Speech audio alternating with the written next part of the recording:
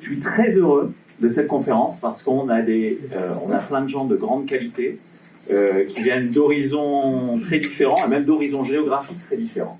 On va en parler dans une seconde. Je voulais commencer par, on appelle ça le régional de l'étape au Tour de France. William Smith de Paris Match. Paris Match, incroyable titre, plus de 70 ans déjà. Et toi, tu es un homme de vidéo à Paris Match. C'est bien ça? Bonjour tout le monde. Donc, effectivement, j'incarne la vidéo dans ce journal avec une grosse histoire, 70 ans, tu l'as dit.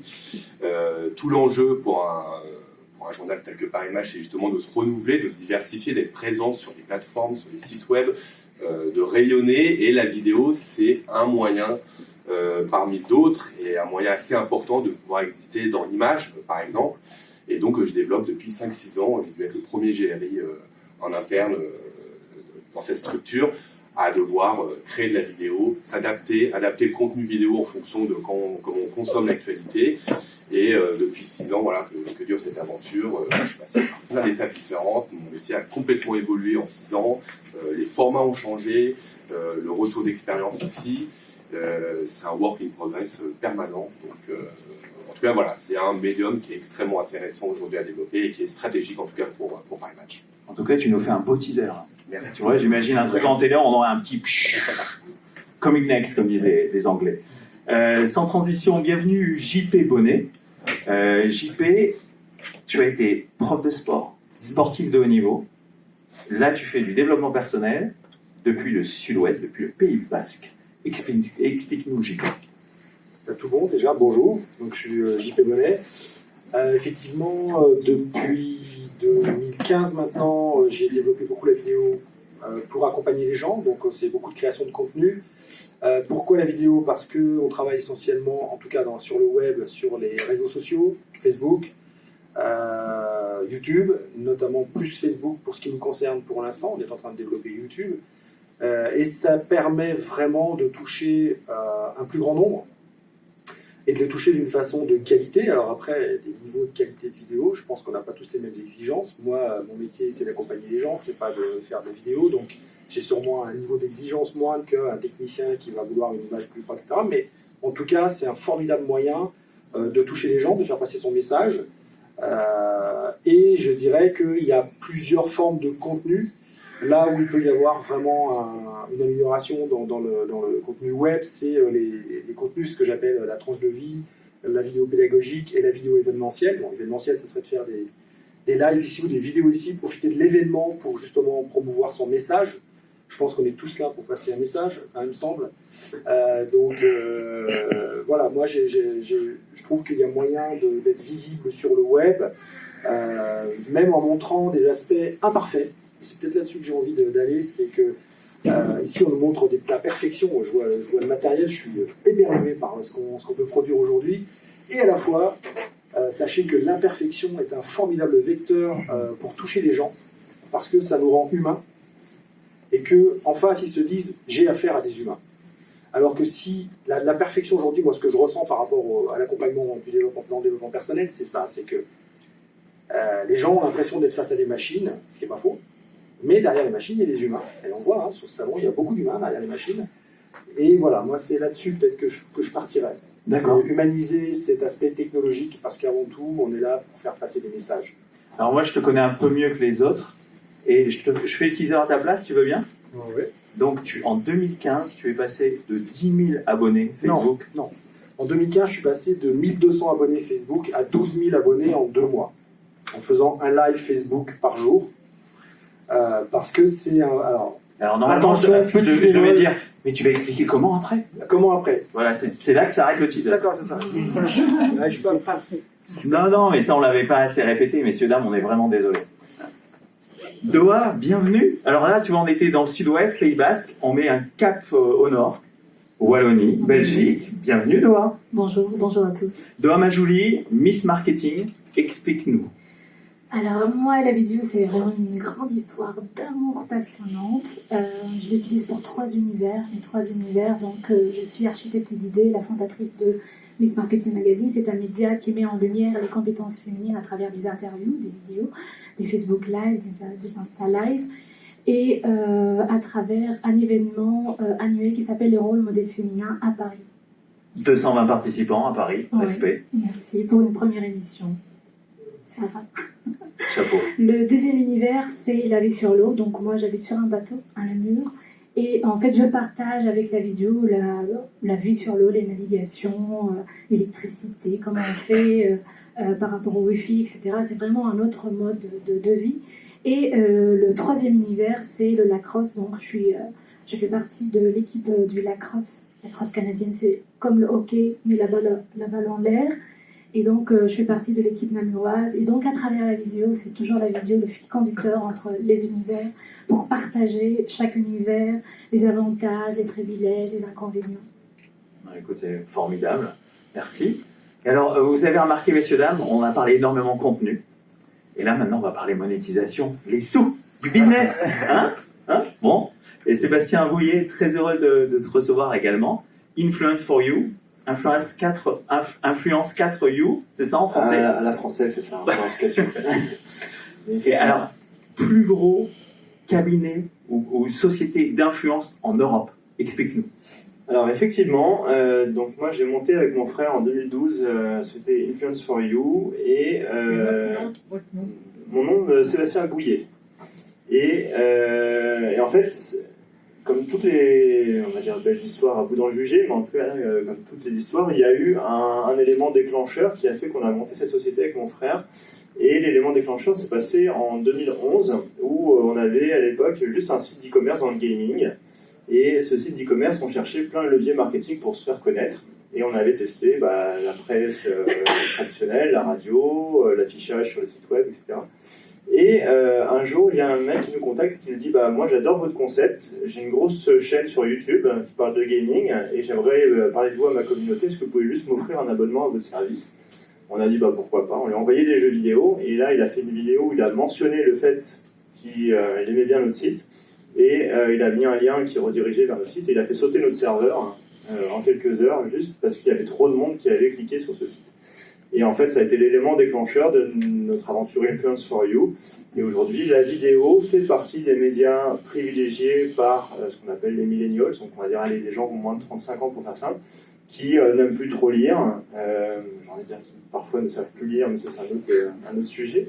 Et aujourd'hui, YouTube c'est le deuxième moteur de recherche du monde. Donc dès que je cherche quelque chose, je vais taper sur YouTube comment refaire ma salle de bain, comment changer un pneu. J'en sais rien, et je vais tomber toujours sur des vidéos qui vont m'expliquer la vie. Et c'est aujourd'hui un formidable vecteur de communication. Et de la même façon, on a sur d'autres réseaux comme Instagram ou Snapchat des formats qu'on appelle les stories, des vidéos très courtes, où là on va chercher complètement le côté humain, on n'a pas du tout de production vidéo. C'est vraiment, je raconte ma vie, c'est un peu la télé-réalité, mais en format très court. Et ça, ça passionne les gens qui ont, je vous dis les millennials, qui ont moins de 35 ans aujourd'hui. Donc c'est vraiment des formats vidéo, qu'ils soient longs ou courts, qui intéressent le plus cette population. Donc JP nous faisait son petit teaser où tu as fait un x10 grâce à la vidéo sur Facebook en nombre d'abonnés. Est-ce que tu peux nous citer juste un chiffre qui va nous faire rêver pour le petit teaser là tout de suite? Alors il y a un chiffre que j'aime bien qui est la durée d'attention sur une vidéo. Je m'explique, on a travaillé avec une youtubeuse qui a fait la promotion d'un produit, alors c'est très cliché, c'est un produit cosmétique, et on a regardé le temps que passait son audience à regarder la vidéo. C'était une vidéo de 10 minutes et on s'est aperçu qu'à la moitié de la vidéo, au bout de 5 minutes, il restait encore 50% de son audience. On parle de centaines de milliers de personnes et on a fait un comparatif en achetant des vues sur YouTube parce qu'on peut acheter des vues. On a proposé ce même contenu à des gens qui n'étaient pas abonnés à cette influenceuse-là, et à la moitié de la vidéo, c'est plus que 5% de l'audience qu'on avait acheté. Donc tout ça pour dire que quand on est fan de quelqu'un, on a tendance à regarder complètement le contenu qu'il nous propose et à rester potentiellement des minutes à suivre les conseils de cette personne-là, et ça par rapport à un média très classique, enfin publicitaire classique, ça a un impact qui est 10 fois plus supérieur. Donc le contenu est roi. Le contenu est roi, j'ai envie de dire, le côté humain, la personne, et la confiance qu'on accorde à cette personne, c'est ça la clé aujourd'hui du marketing, en tout cas pour moi, du marketing d'influence. Merci, belle intro. On a planté le décor. Je propose qu'on revienne à William Smith de Paris Match.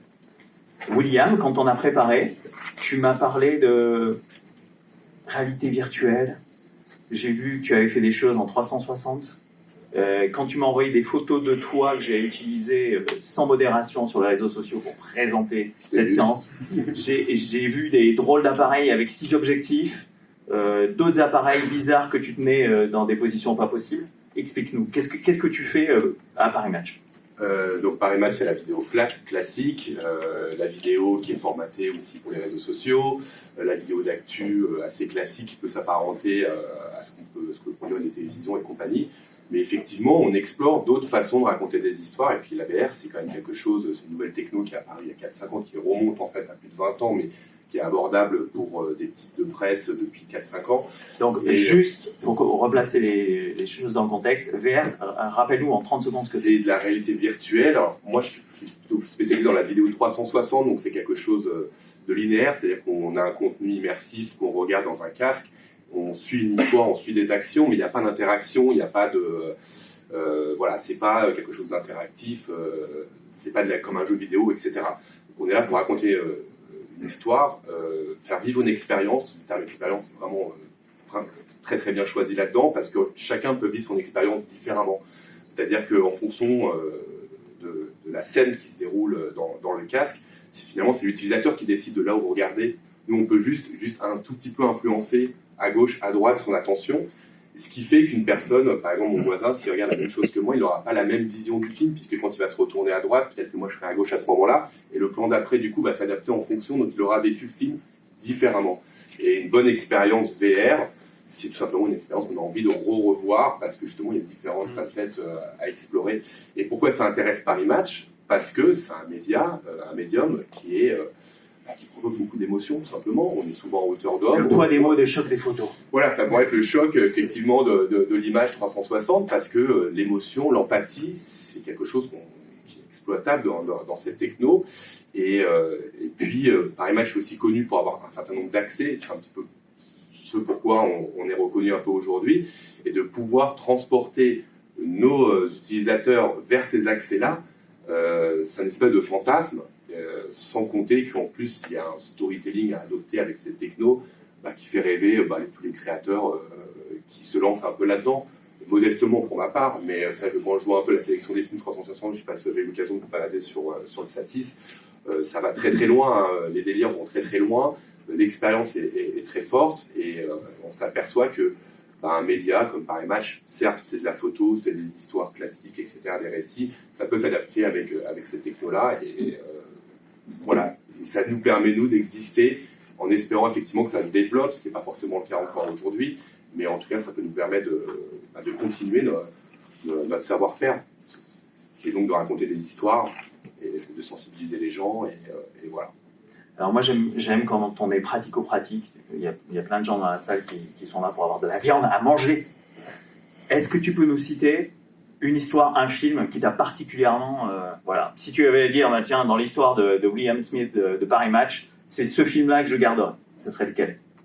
Une thématique, si tu veux. Alors, c'est assez compliqué en VR, tu veux dire, ou en vidéo? Pourquoi pas? Ouais, en VR, oui, absolument, puisqu'on parle de cet univers 360. Oui. Je prends le dernier film que j'ai fait, qui est sur un sujet assez... on va dire, dans le cadre d'un partenariat qu'on a fait avec le Centre des Monuments Nationaux qui s'occupe de gérer les différents monuments en France, Notre-Dame, etc. Et ils ont un monument pas très très connu qui s'appelle la Villa Cavrois, qui est une villa d'architectes qui se situe à Lille, pas très loin de chez toi. Et c'est une villa assez dingue parce qu'elle a été complètement abandonnée alors que c'était un joyau architectural des années 30 avec une grande famille bourgeoise, etc. Paul et Christine Cavrois. Et le principe de la VR, c'est de redonner vie à ce lieu avec des comédiens, avec une reconstitution.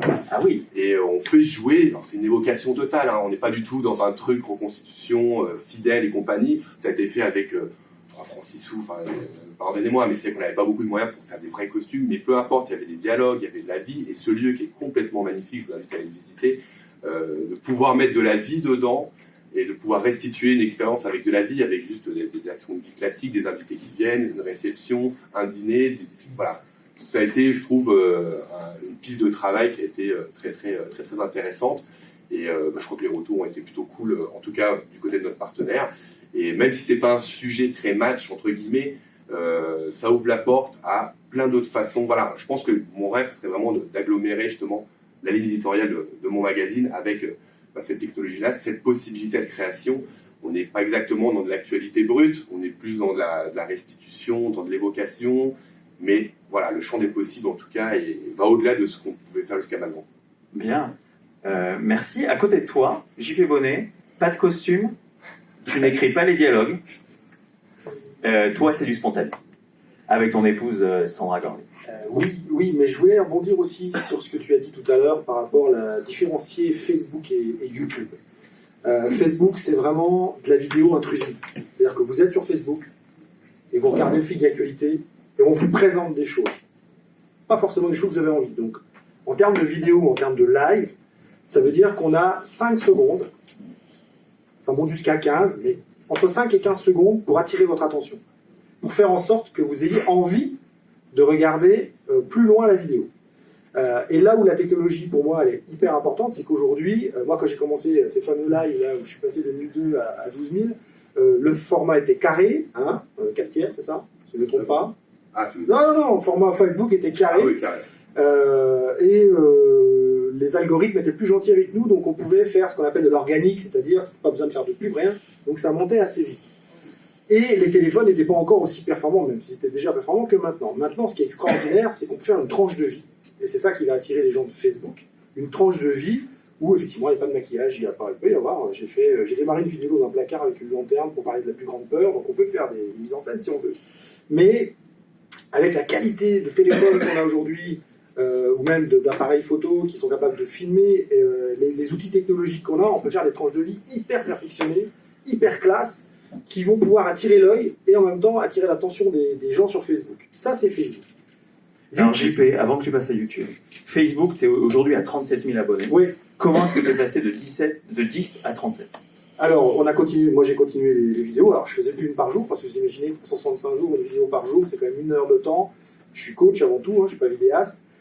Donc j'ai ralenti, j'en faisais 1 par semaine, voire 2 par semaine, 2 lives par semaine, que je transformais en vidéo que je mettais sur YouTube, mais sans prendre vraiment grand soin de ma chaîne. Donc, ça n'a pas forcément développé la chaîne, ça fait du contenu. C'est comme ça que je suis passé, c'est en continuant et en faisant un peu de pub par la suite, parce que de toute façon, Facebook nous y oblige. Donc quand tu parles d'organique, juste pour replacer Naturellement, sans faire de payer. pub, sans rien, sans payer. Voilà, comme si le cabinet du médecin se remplissait sans qu'il ait à faire de pub. Enfin, le médecin n'a pas besoin, mais d'autres sans faire de pub ou quoi que ce soit. YouTube, les gens viennent chercher quelque chose de précis. Ça veut dire que là, vous pouvez vous permettre de faire du contenu pédagogique en studio, moins Spontané. Ouais, moins spontané. Moi, j'aime bien le spontané, donc j'en ferai toujours. Mais moins spontané parce que les gens cherchent quelque chose de précis. Là où vous devez être bon, c'est sur le titre. Il faut que ça corresponde à la recherche. Mais effectivement, ça peut être 5 minutes, ça peut être 10 minutes. Si les gens trouvent ce qu'ils ont cherché, ils vont rester. Voilà. C'est les deux vraies différences. Donc, il y a vraiment un domaine où il faut utiliser la technologie et tout ce qui met à notre disposition, tout ce qu'elle met à notre disposition est formidable. Sur YouTube, effectivement, ça dépend ce que cherchent les gens. Nous, ils cherchent des conseils pour avoir de la confiance, de l'estime de soi. La qualité de la vidéo derrière, c'est pas leur premier souci. Le seul truc que disait Amélie, c'est que le truc qui doit être bon, c'est le son, parce qu'on peut regarder une vidéo jusqu'au bout si le son est bon. En revanche, s'il est pas bon, on regarde pas. Alors que si l'image est moins bonne, on va quand même écouter. Donc il y a vraiment une différence là-dessus. Voilà. Merci. Et oui, on a confondu rend ta vie sublime avec ma femme, je l'ai pas dit tout à l'heure, parce que je suis pas bon dans le teasing. Donc rend ta vie sublime, c'est notre société, et on accompagne les gens à trouver leur vie sublime. Et donc c'est le nom que vous trouverez sur YouTube, sur Insta, sur Facebook et pour le site web. Paris Match, c'était plus évident. Paris Match sur les réseaux sociaux également. Ouais. Je pourrais ajouter quelque chose par rapport à ces réseaux sociaux.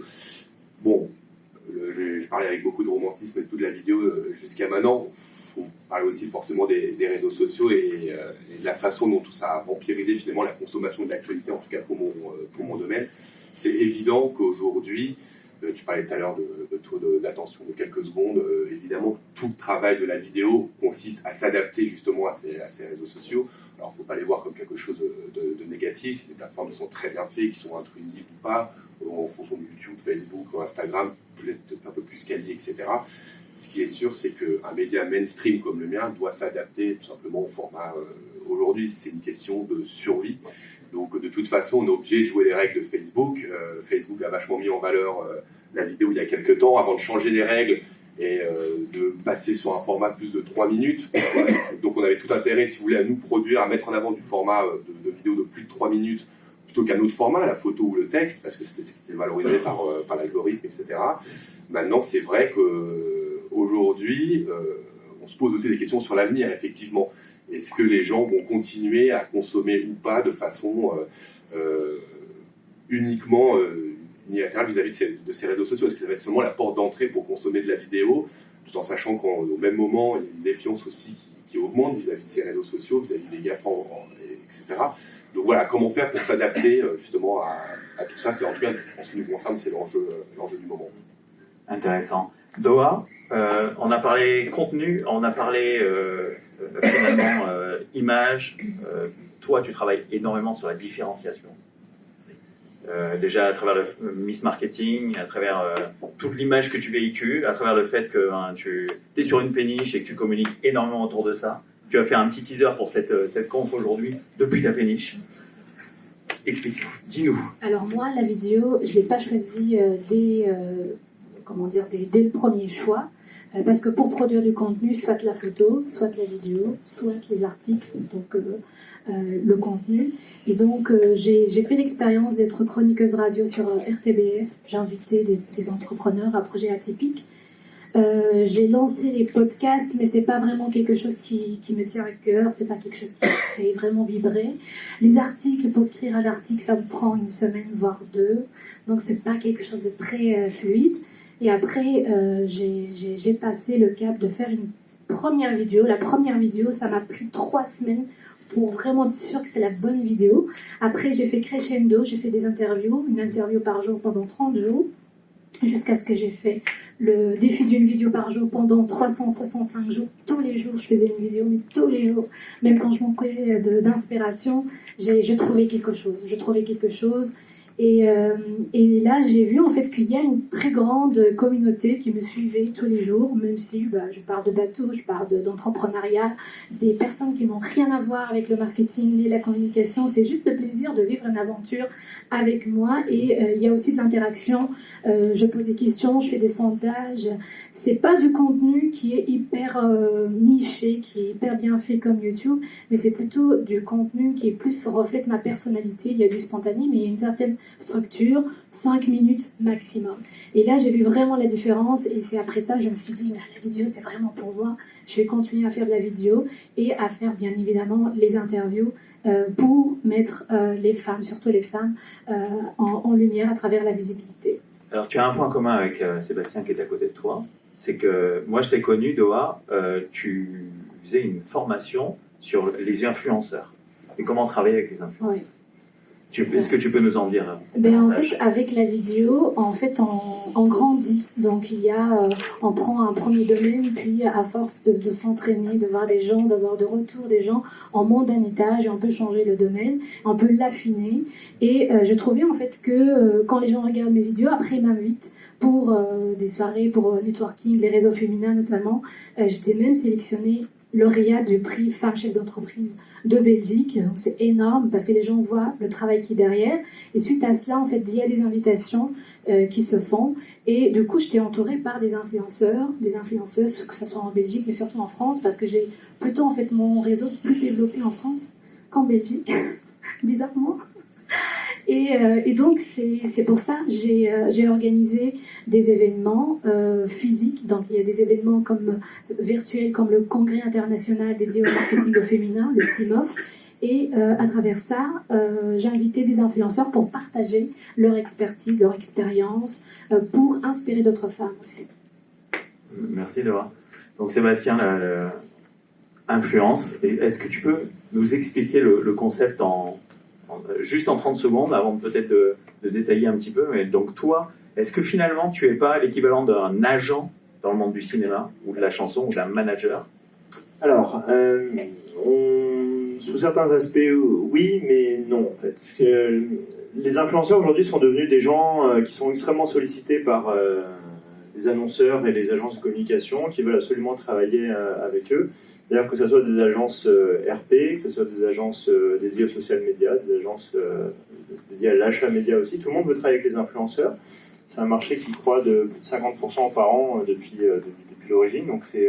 Est-ce que tu es autorisé à me citer des noms d'influenceurs? D'influenceurs, ah oui, les plus connus, vous avez peut-être déjà entendu parler, sont dans l'univers féminin. On va voir Enjoy Phoenix, Sanana, Aurélien.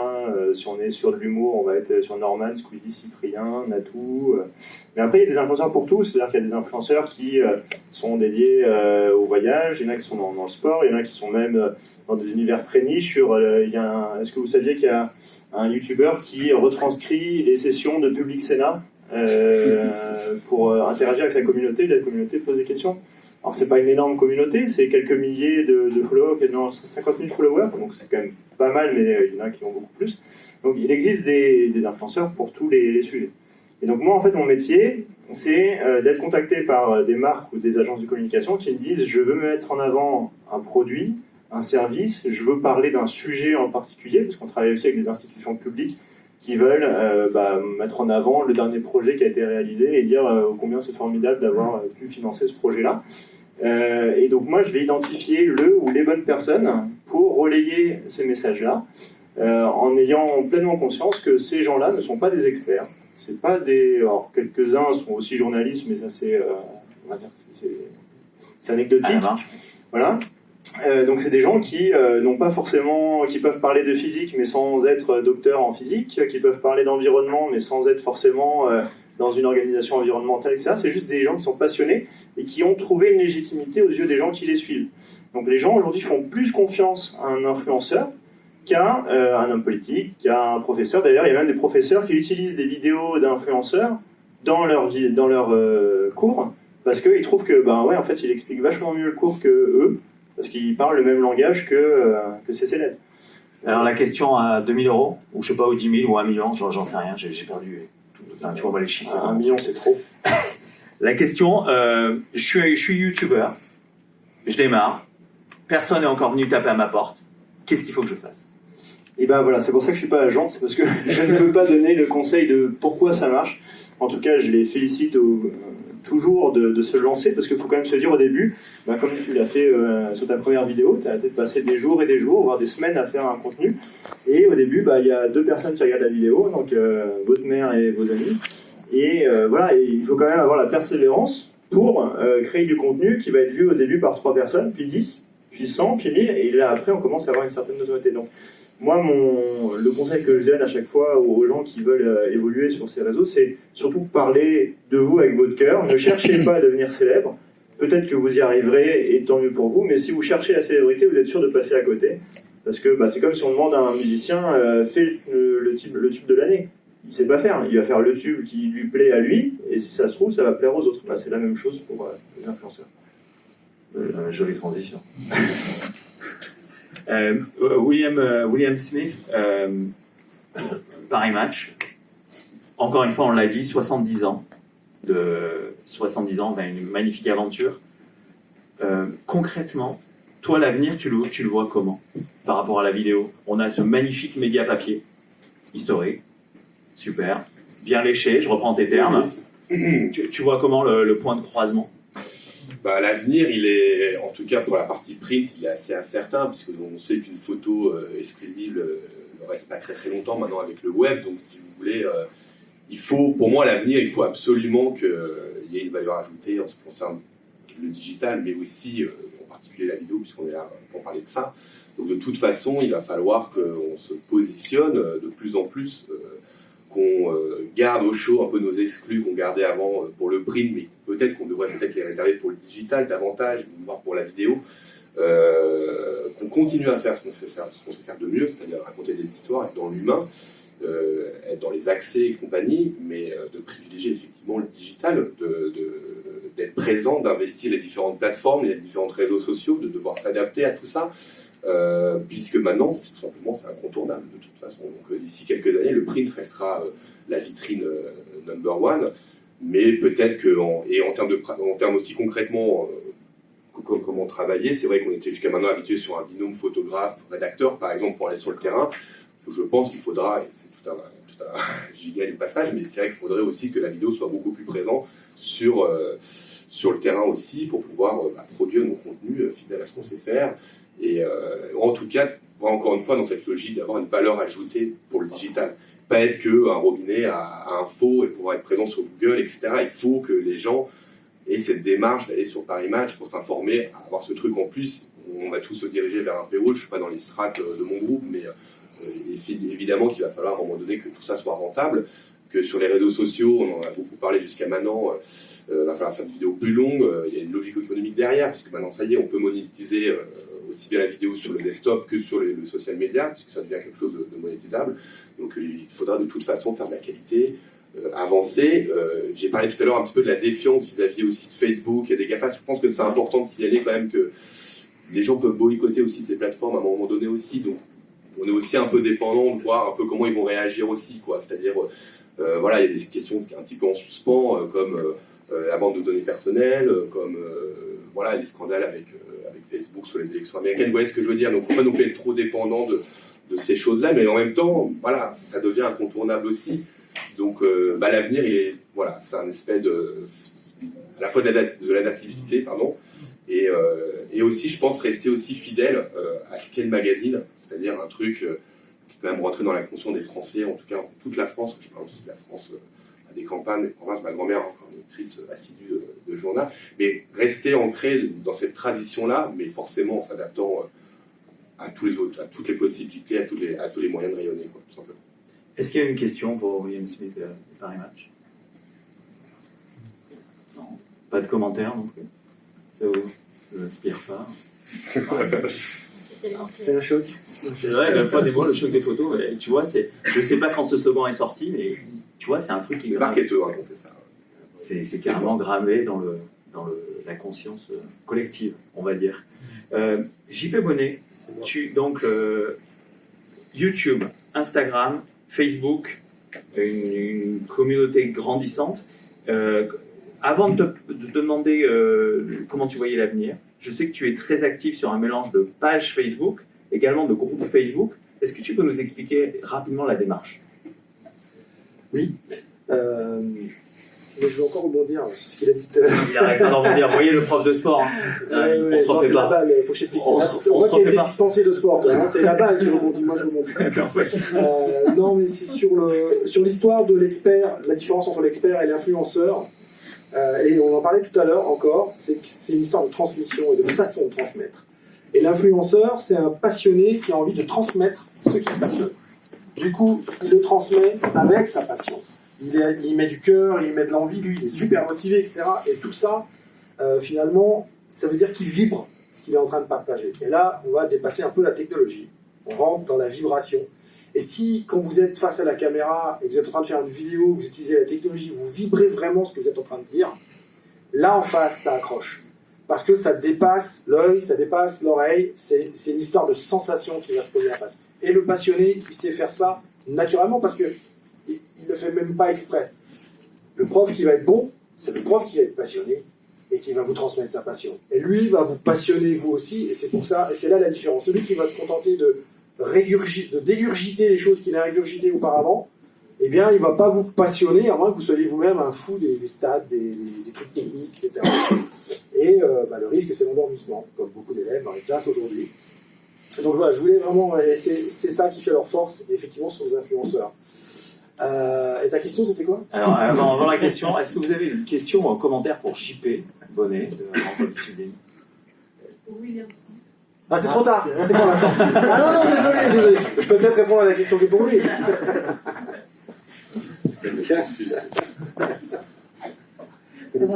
reviens, je suis désolée. Justement, j'ai une question parce que la réalité virtuelle, elle reste encore très marginale, malheureusement. Comment vous faites justement, comment vous faites pour que vos vidéos 360 sont vues justement en Paris Match? Comment ça fonctionne? Est-ce que ça fonctionne en fait? Est-ce que vous avez... Voilà.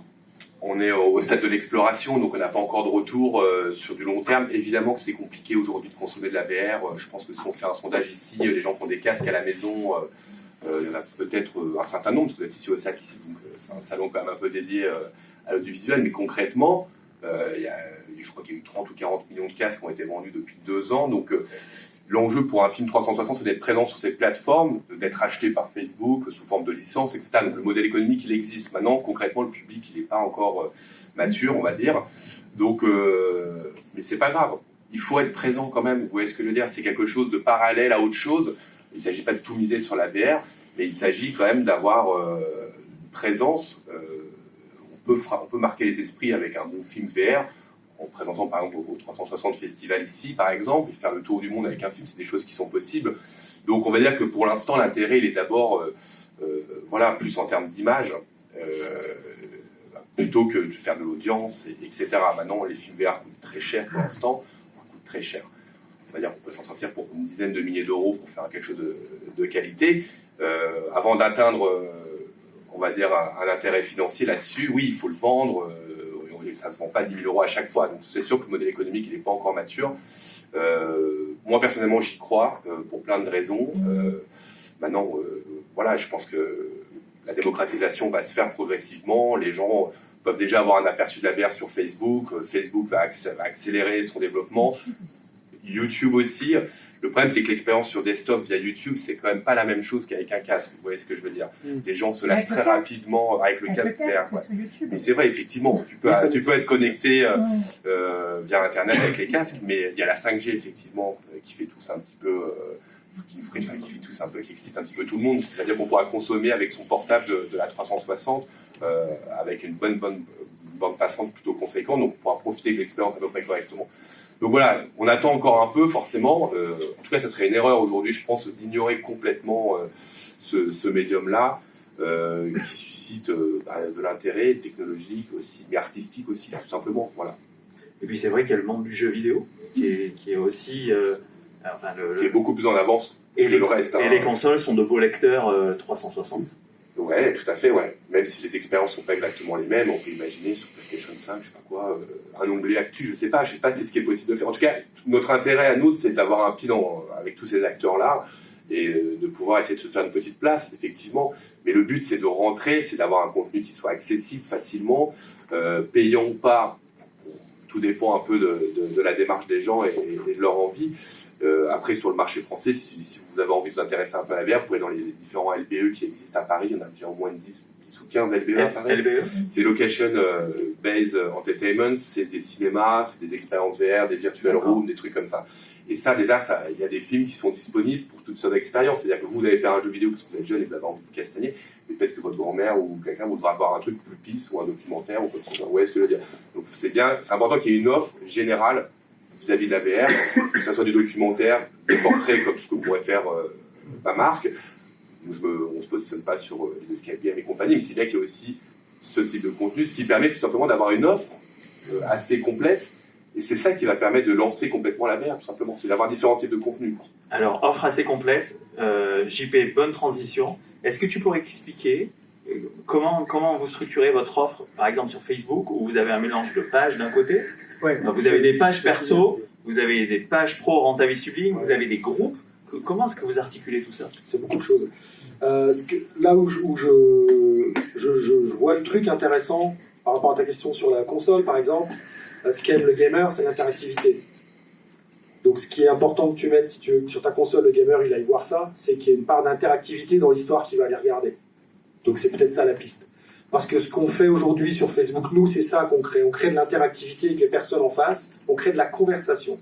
C'est-à-dire que l'intérêt d'avoir des groupes Facebook qui sont différents des pages, ou parce qu'on peut discuter avec eux. Et ce que recherchent les gens aujourd'hui sur tous les médias sociaux, c'est la conversation. C'est pouvoir interagir avec le passionné, avec l'influenceur, poser des questions, avoir leurs réponses qui leur sont finalement presque dédiées. En tout cas, ils ont cette impression. Et là, on sort, nous, d'un défi 7 jours. C'est-à-dire que pendant 7 jours, on a créé un groupe exprès pour ça. Bon, c'était le jeûne intermittent. Le jeûne intermittent, c'est pas manger pendant 16 heures et manger après pendant 8 heures. Voilà, enfin, pas tout le temps, hein, juste 3 repas. Mais c'était l'occasion de les amener à l'intérieur d'eux-mêmes. Et donc, on a créé un défi dans un groupe.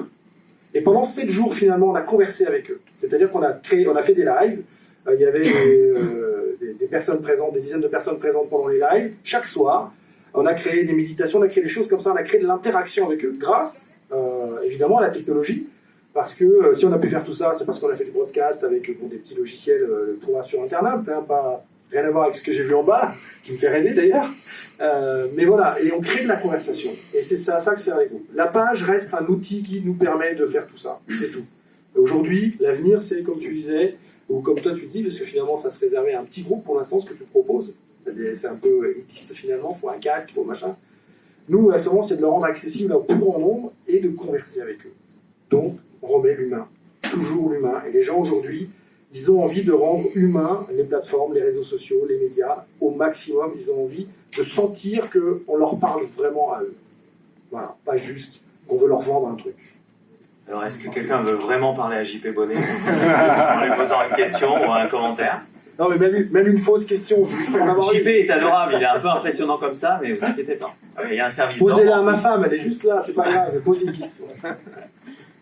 Bon, en attendant que la question de JP arrive, quand on parlera avec Doha. Doha, comment est-ce que tu vois l'avenir? Tu nous as dit que tu avais ces trois... Alors, tu n'as pas appelé ça des métiers. Univers. Trois univers. Comment est-ce que tu vois ces trois univers s'articuler? Comment est-ce que tu vois l'avenir? Par rapport à la vidéo, surtout en fait avec les grands médias comme Paris Match, comme Le Monde, etc. En fait, tout le monde maintenant s'oriente vers ce qu'on appelle les mojos, les mobiles journalisme. Et donc, toutes les vidéos que j'ai créées, c'est créées, filmées et montées via mon smartphone. Et j'ai fait ce choix pour être dans la productivité, pour être aussi dans l'efficacité et la rapidité. Je pense que pour l'instant, la tendance est vraiment faire avec le smartphone pour être plus dans la rapidité et pour être dans le moment instant présent. La deuxième chose, c'est par rapport à l'indépendance. L'indépendance de Facebook, l'indépendance de YouTube. J'ai eu la belle blague quand j'ai lancé Miss Marketing Magazine sur Facebook la première fois. J'ai créé un logo qui est plutôt en fait sorte de fée avec sa baguette magique. Et c'était une fée transparente. Donc Facebook, en fait, il a bloqué ma page pour 3 mois. Parce qu'il a pensé que cette fée qui est transparente, c'est une femme nue. Et donc là, je me suis dit, c'est un signe pour moi pour être vraiment dans l'indépendance, d'avoir tout ce qui est média, d'avoir tout ce qui est outils de communication, certainement la vidéo en premier choix, de l'avoir sur Facebook, sur YouTube, en même temps sur mon site. Et prendre la vidéo et puis faire la transcription pour avoir un article, comme ça on recycle aussi le contenu, et transformer la vidéo en audio. Comme ça, j'ai vraiment le même canal, mais avec 3 contenus, 3 supports qui sont différents. Pour moi, c'était vraiment quelque chose, je tiens vraiment à l'autonomie, l'indépendance, et ça m'a fait vraiment peur. C'est-à-dire qu'il n'y a plus de Miss Marketing sur Facebook, alors comment je vais faire? Et notre premier réseau, c'est vraiment Facebook. Et après, donc, ça m'a fait réfléchir sur le fait, comment amener les gens du virtuel.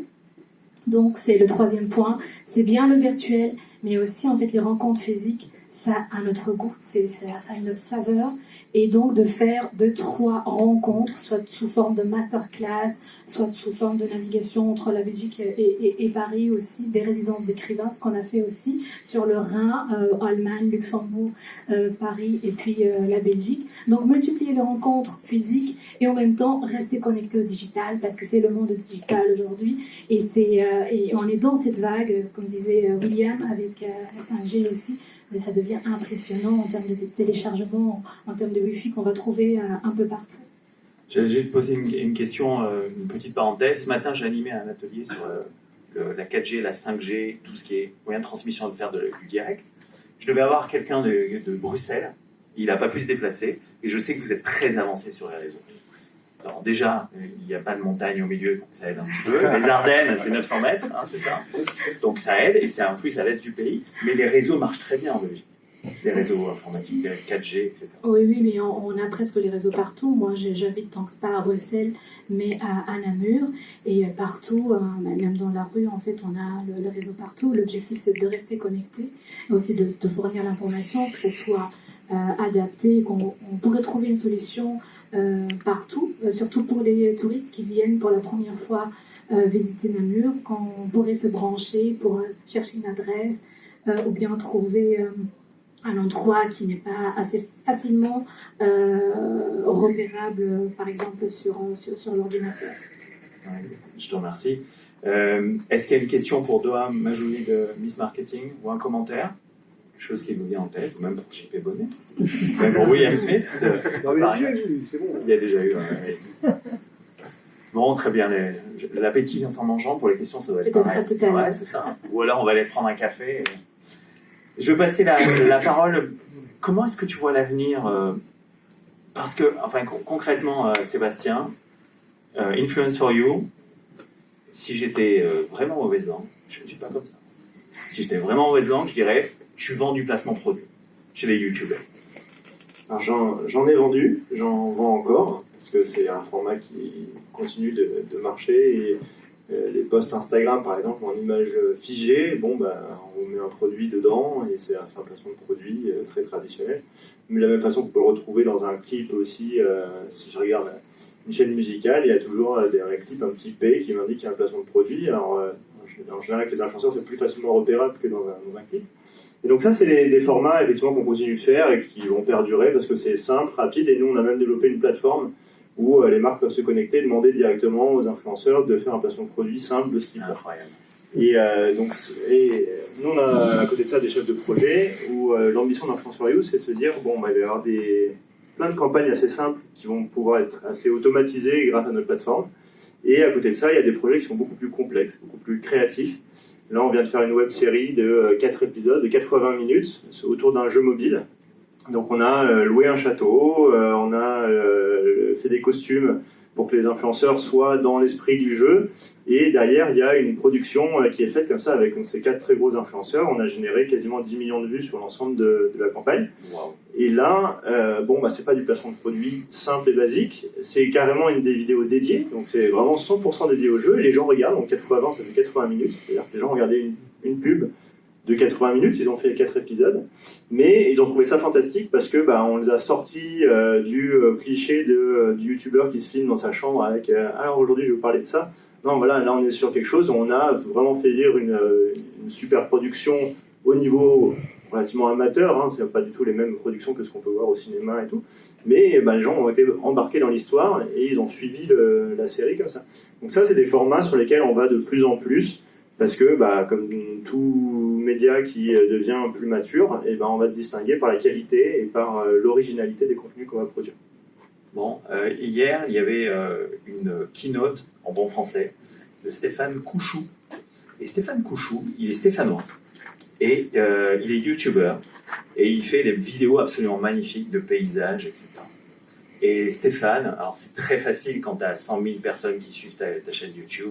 Et quand tu as 300 000 personnes qui ont vu ta dernière vidéo qui a été lancée le 25 octobre, Stéphane disait « Non, mais surtout ne vous arrêtez pas au nombre de vues. C'est pas ça qui compte. » Qu'est-ce que tu en penses ? Aujourd'hui, si. C'est clairement, aujourd'hui, les marques qui travaillent avec moi, elles le font parce qu'on va pouvoir toucher un certain nombre de personnes.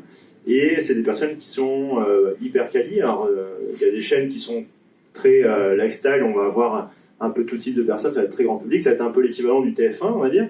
Et puis il y a des chaînes spécialisées sur l'histoire, il y a des chaînes qui sont spécialisées sur les booktubers, qui écrivent des livres, qui racontent l'histoire du livre, comment ils l'ont vécu. Il y a des super trucs qui sont à destination notamment des lycéens qui passent leur bac de français, et franchement il y a des vidéos incroyables sur les grands classiques de la littérature française. Bon là, ok, je vais peut-être pas toucher 300 000 personnes, je vais peut-être toucher 20 000 personnes, mais c'est 20 000 personnes qui sont fans de lecture. Donc c'est hyper précis, et ça, pour une marque, ça peut avoir énormément de valeur. Donc ce que tu es en train de nous dire, c'est qu'il y a d'un côté la quantité, de l'autre côté, on avait parlé de la qualité. Oui, certes, mais tu parles de niche, là. Moi, je parle de qualité d'audience. C'est-à-dire qu'après, je parle pas spécialement de la qualité du contenu. Il y en a qui vont être très appréciés parce qu'ils font du contenu hyper quali, et d'autres qui vont être très appréciés alors qu'ils font un contenu qui est objectivement pas terrible au niveau qualitatif, mais qui s'exprime très bien, ou en tout cas ce qu'ils racontent, ça passionne les gens. Donc voilà, mais maintenant la marque, quand elle me contacte, si elle met un budget, c'est pas le même si je lui dis qu'on va toucher, on va avoir 100 000 vues sur YouTube, que si on va avoir 1 million de vues sur YouTube. Donc ça reste un critère principal. C'est pas le seul, parce qu'aujourd'hui c'est très facile sur les réseaux sociaux d'acheter des vues.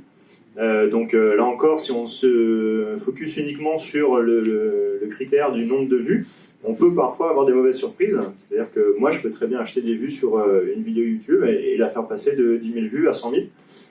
Mais c'est pas 100 000 abonnés de l'influenceur, c'est 100 000 personnes que j'aurais alpagué avec une pub YouTube.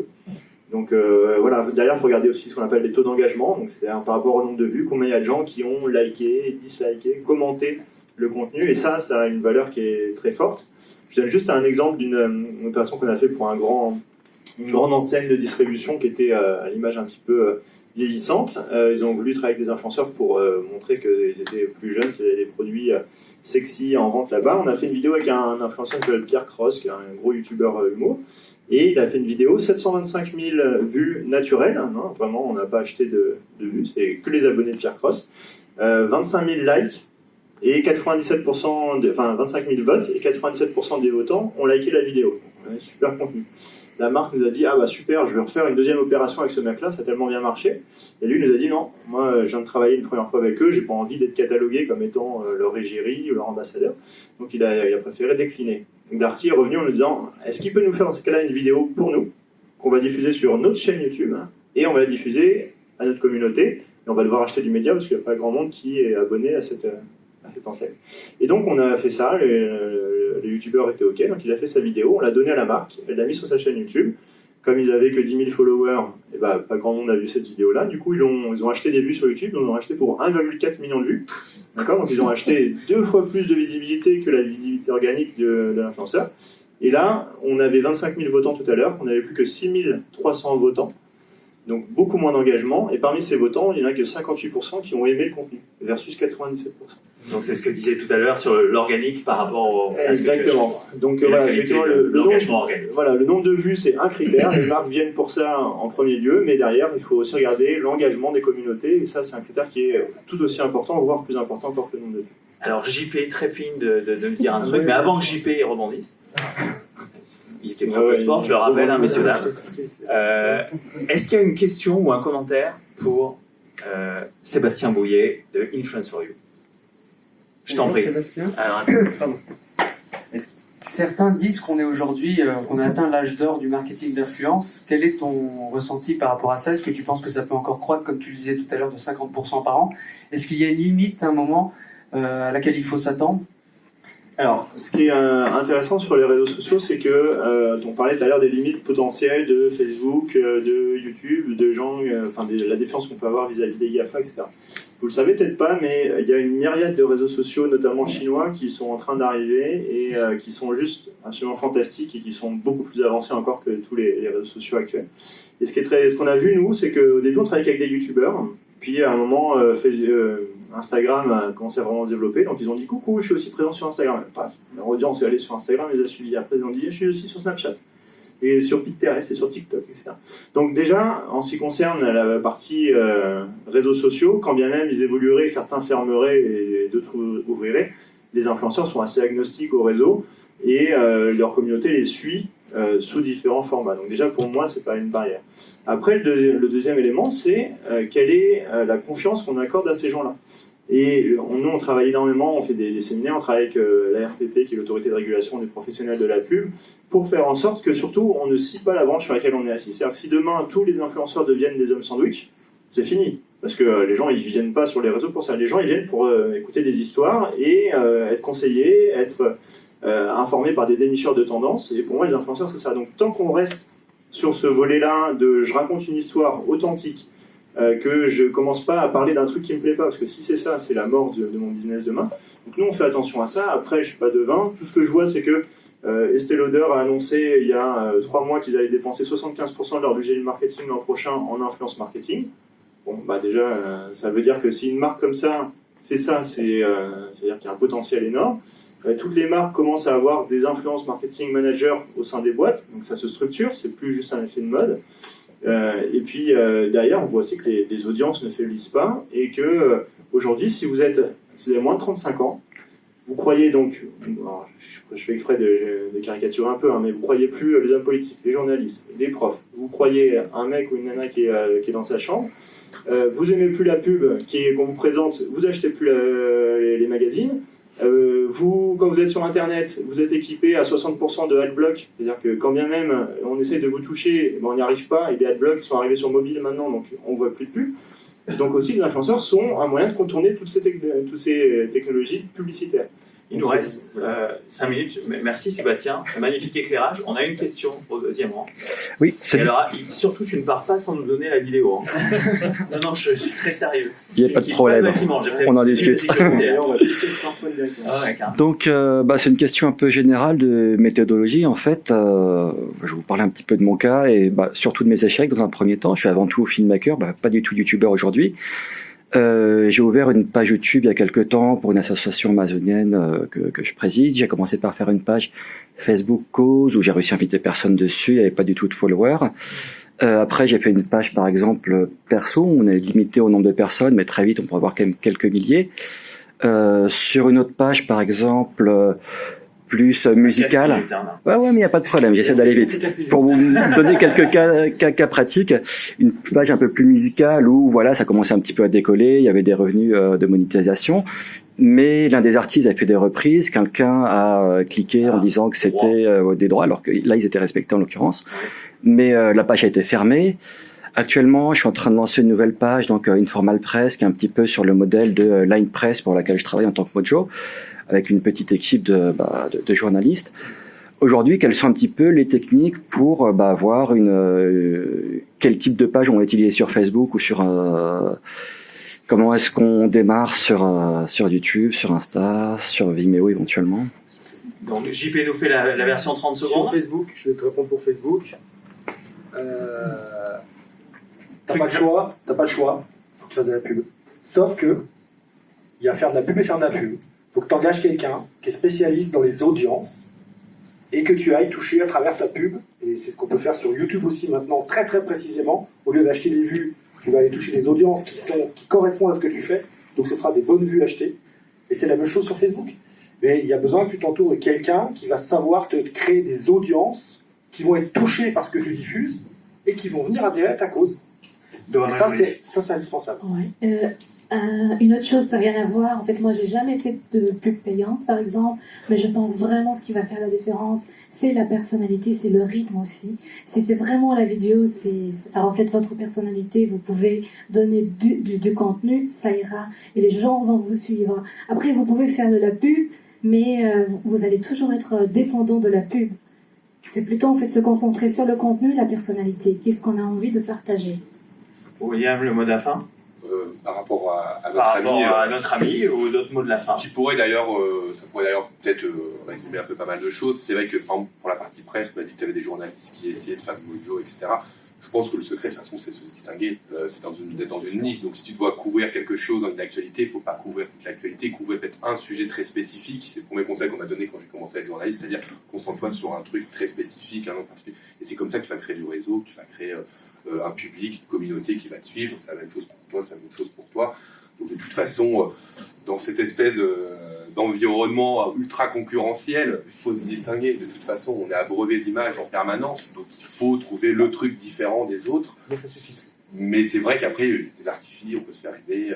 Les réseaux sociaux, en tout cas, je pense que ça, au-delà du média traditionnel, c'est un outil absolument exceptionnel à se faire connaître, hein, de toute façon. Mais ce qui est sûr, c'est que ce que tu dis est vrai. C'est ce que j'ai commencé à faire. C'est pour ça que j'ai fait beaucoup de followers. Mais aujourd'hui, ça ne suffit plus. Tu dois te distinguer et en même temps, tu dois savoir te promouvoir. C'est parce qu'on est nombreux. Il y a c'est ce que on appelle le bruit. Il y a énormément de bruit sur YouTube et sur Facebook. Et si vous ne dénotez pas du bruit, s'il n'y a pas quelqu'un qui vous aide, il y a énormément de gens qui nous ont dit « Oh là là, qu'est-ce que je suis content d'être tombé sur votre post Facebook ». C'était un post sponsorisé. Ces gens nous remercient d'être tombés dessus, donc il n'y a pas de problème. C'est ce qu'aujourd'hui, on est nombreux à faire de la qualité. Est-ce que tu affiches quand même à ton public que c'est des contenus sponsorisés? Ah bah j'ai pas besoin, Facebook s'en charge. Parce que c'est important aussi de pas... C'est marqué sponsorisé en D'accord, dessous. Voilà. Mais il y a des gens qui nous ont dit, et je leur ai dit, mais remercie-moi pas, remercie Facebook, parce que c'est parce que j'ai sponsorisé cette vidéo où on parlait des 5 erreurs du jeune que tu as pu venir faire ces 7 jours et qu'aujourd'hui tu es dans notre programme et que tu es content de ce que tu as. Il ne faut pas diaboliser la pub. Moi je voudrais remercier nos 4 intervenants. Et je voudrais remercier vous qui êtes dans le public, qui êtes venus au Satis. C'est un magnifique événement, je suis très heureux qu'on puisse aussi l'encourager. Je voudrais remercier Stéphane, Nathalie, les organisateurs, toutes les équipes techniques. Et écoutez, merci à vous tous et toutes. Merci à vous.